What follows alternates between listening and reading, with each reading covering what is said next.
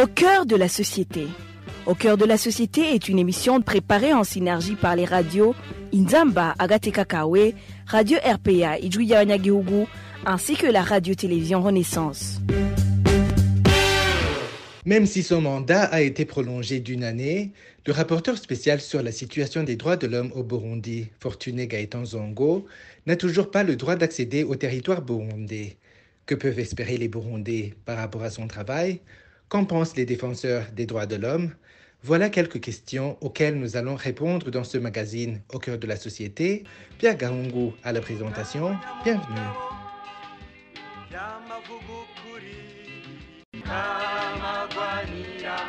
Suivre de près la situation des droits de l'homme au Burundi et donner des propositions pour l'améliorer, c'est la mission que le Conseil des droits de l'homme a confiée au rapporteur spécial des Nations Unies sur la situation des droits de l'homme au Burundi.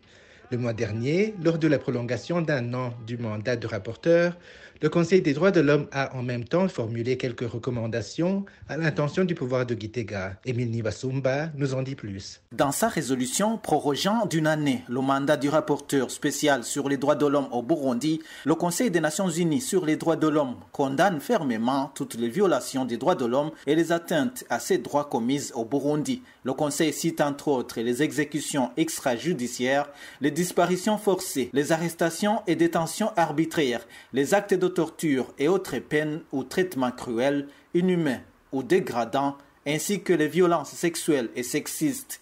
Le Conseil de l'ONU aux droits de l'homme demande qu'il soit mis fin immédiatement à ces violations et atteintes et que tous les droits de l'homme et libertés fondamentales soient pleinement respectés. À travers cette résolution adoptée le 7 octobre dernier, les Nations Unies demandent aussi au gouvernement du Burundi de créer des conditions qui permettent à la société civile, aux défenseurs des droits de l'homme, aux journalistes, aux blogueurs et aux autres professionnels des médias de mener leurs activités en toute sécurité et en toute indépendance, sans intimidation ni ingérence injustifiée, et de remettre en liberté toutes les personnes qui sont encore détenues pour avoir mené leurs activités de défense des droits de l'homme. Le Conseil condamne l'impunité généralisée à l'égard des membres des forces de défense et de sécurité ou du mouvement de la jeunesse du parti au pouvoir, les Imbonerakure, auteurs des violations des droits de l'homme. Le Conseil des Nations Unies aux droits de l'homme encourage le gouvernement burundais à nouer un véritable dialogue sans exclusion avec toutes les parties prenantes burundaises, qu'elles soient à l'intérieur ou à l'extérieur du pays, en vue de remédier efficacement aux problèmes multiples et profonds avec lesquels le Burundi est aux prises et de réintégrer durablement dans la société burundaise les personnes rentrées au pays. Le Conseil des droits de l'homme demande aussi la réouverture du bureau du Haut-Commissariat pour les droits de l'homme au Burundi. Sur l'inquiétude de voir un travail du rapporteur des Nations Unies sans effet, si le pouvoir de Gitega continue de refuser toute collaboration,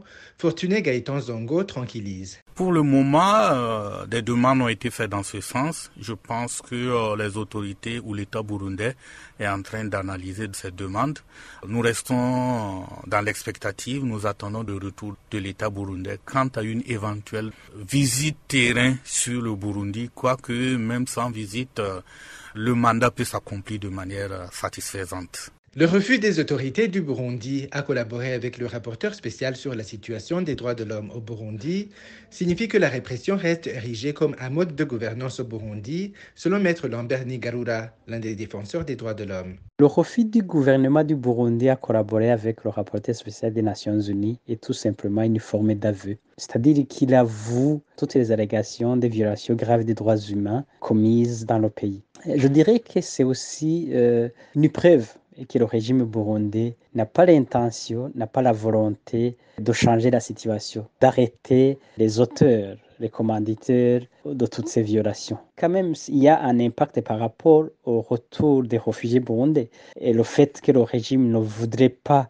prouver qu'il n'y a pas de violation, ça ralentit les Burundais qui voudraient retourner au pays parce que ça ne rassure pas par rapport aux déclarations, aux discours des dirigeants. Ils disent des choses, mais refusent qu'un rapporteur puisse se rendre sur les lieux et faire le constat. C'est quand même une contradiction du fait que le rapporteur n'est pas une force de police. Il vient juste constater comment est-ce qu'un régime peut refuser un tel mécanisme. C'est aussi refuser la mise en application des instruments juridiques internationaux que le pays a ratifiés. Le régime burundais doit comprendre que le pays n'est pas isolé sur une île.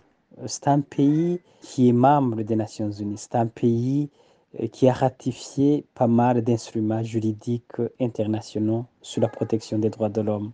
Il doit comprendre qu'il a l'obligation de collaborer avec le rapporteur des Nations Unies comme d'autres mécanismes internationaux. Il a aussi l'obligation de prouver que tout marche comme prévu. Je dirais que ce qui est utile pour le pays aujourd'hui, c'est que le régime puisse accepter la collaboration avec le rapporteur spécial. Ça va rassurer les Burundais qui veulent rentrer. Sinon, prononcer des discours à la longueur de la journée, ça ne rassurera personne.